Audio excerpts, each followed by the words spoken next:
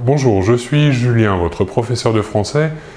Dans cette unité 9, nous avons parlé de l'engagement.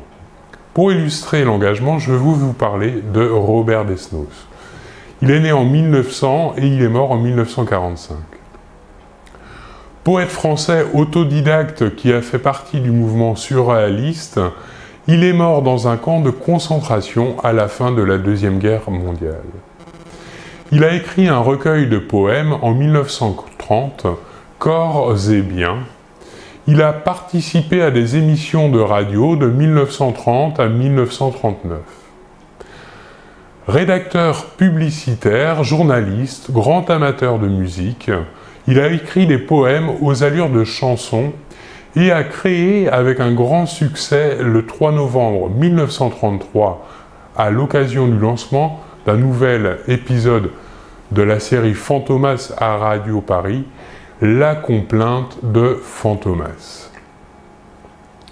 Concerné par la montée des périls fascistes en Europe, il a participé dès 1934 au mouvement d'intellectuels antifascistes, comme l'Association des écrivains et journalistes révolutionnaires.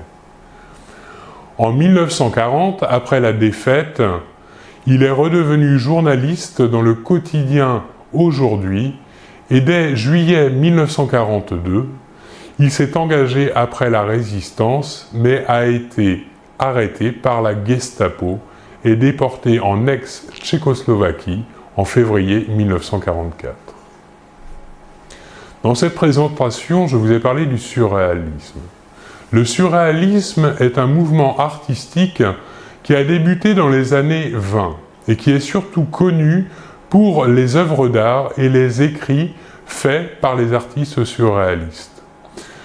Le noyau des surréalistes était à Paris et à partir des années 20, le mouvement se propagea dans le monde entier, affectant les arts visuels, la littérature, le cinéma, la musique, mais aussi la langue ainsi que la pensée politique. La philosophie et la théorie sociale aussi.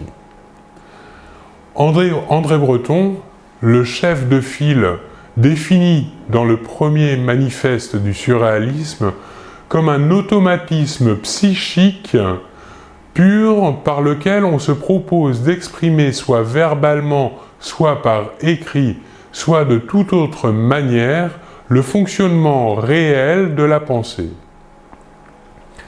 Dictée de la pensée en l'absence de tout contrôle exercé par la raison, en dehors de toute préoccupation esthétique ou morale. Ce mouvement repose sur le refus de toutes les constructions logiques de l'esprit et sur les valeurs de l'irrationnel, de l'absurde, du rêve, du désir, mais aussi de la révolte. Parmi les écrivains surréalistes célèbres, nous pouvons nommer Louis Aragon, Paul Éluard, Robert Desnos, et parmi les peintres, par exemple, René Magritte ou Joan Miró. Voilà pour cette présentation de Robert Desnos et du courant artistique le surréalisme. Je vous remercie beaucoup de votre attention et l'on se retrouve très bientôt. Au revoir.